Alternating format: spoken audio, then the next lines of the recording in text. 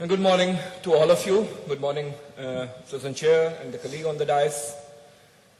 Before I go into a simple and maybe time-efficient talk, I think there are two things which I would like to mention here. That in the morning session, being the last speaker on the panel is always difficult. Difficult because you are looking for your coffee, and these guys are just keep on talking. Second thing is that whatever you have thought of that you will talk, many of the points are already taken care of. So from that note, I would like to start. The business membership organizations and cluster promotions. From yesterday and today morning also, Mr. Reddy, all the colleagues on the dais have been talking about various things. But before I go into that one, let's take a quick 5-second snap where I come from. GIZ, many of you know.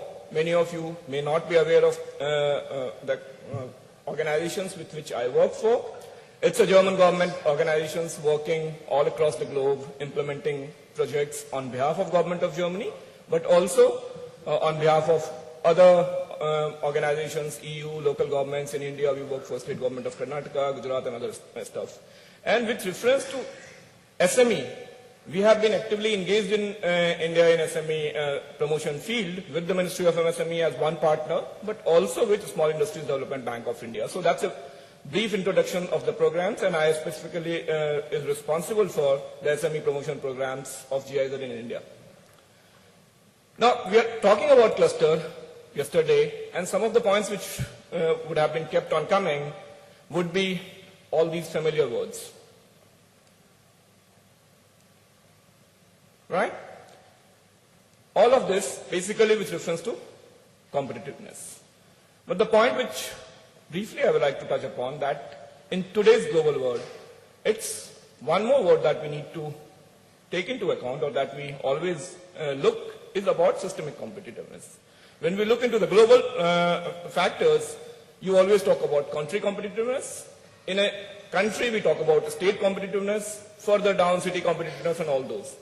From where does this systemic competitiveness is being driven and what is the role of cluster in that one? I think this is not something which would just happen spontaneously just by change of the framework conditions. Tomorrow government announce certain things and it would happen. Neither it can happen just by the entrepreneurship spirit. What it requires is basically it's a complex and dynamic interactions between the different stakeholders about whom we have been hearing since yesterday, today morning, and we would continue to hear about all those. In this background, if you also look into the cluster, and it's all about, before I come quickly on the role of BMO, it's basically, we talk about clusters, cluster development, changing paradigm of cluster development, but one thing, as a policymaker, as a practitioner, we need to really take into account that though the cluster as a phenomena looks uniform, but each cluster on its own are individual. They require maybe different kind of interventions, different kind of handling of the things. Second point is that it definitely requires a functional system, and it cannot be developed on the government's drawing board. The top-down approach is hardly going to be successful when we're talking about cluster promotions. So where does it really brings to the points that who are really going to take it up. So there comes the whole process of bottom-up, and that's the point. The role of business membership organizations, if we look into the Indian context, then all about industry associations, chambers, special purpose vehicles, more in the Indian terms, all of these are different types of business membership organizations, and that's why they become important into this whole dynamics of cluster promotions. You have got one side, the whole enterprises. Other side is all about all of us who want to engage, be it the government, us, each one of us who has something to do with the SME. And this is basically the business member organizations.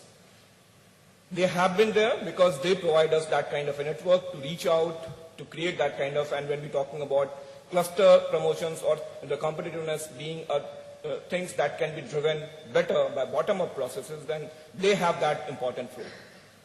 Why we need to talk about the role of BMO in the cluster promotions? They have been there since the industries are there in one form or other. And as Mr. Reddy in the morning was talking rightly, it's basically the industry associations has come into being in the past mainly as a lobbying and organizations.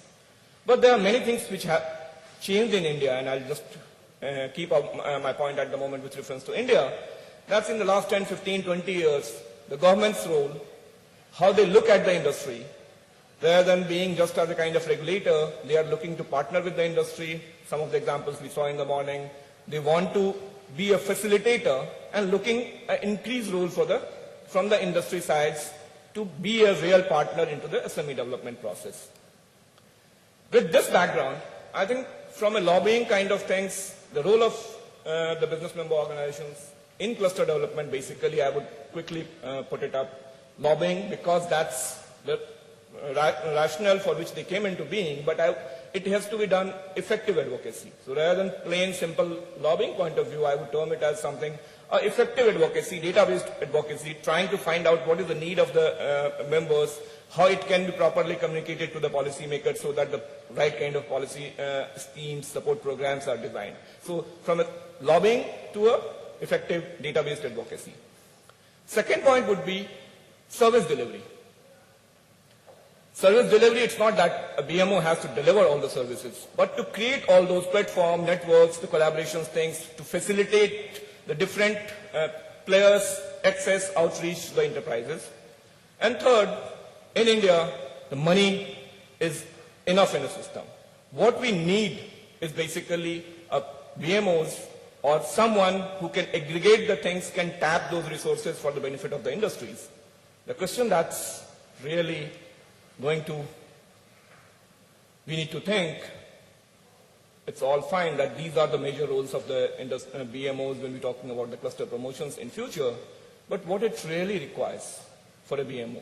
More so into the Indian context, there are we have been working on these issues for the last 4 years. We could go on for many minutes to talk about this one, but there are certain basic things that requires for the BMO to play these roles. One important element when we're talking about BMO in India is there are so many of BMOs. And there is always this, who is doing good work, who is really representing members, and who are just there for the sake of being there. So one important element into this whole BMO is that there is a transparency in functioning which is required. BMO is an organization, and as we were hearing yesterday about this whole European experience, the financial means are important, and that's why this whole services and other things, staff, and a strategy which is driven by the members' interest.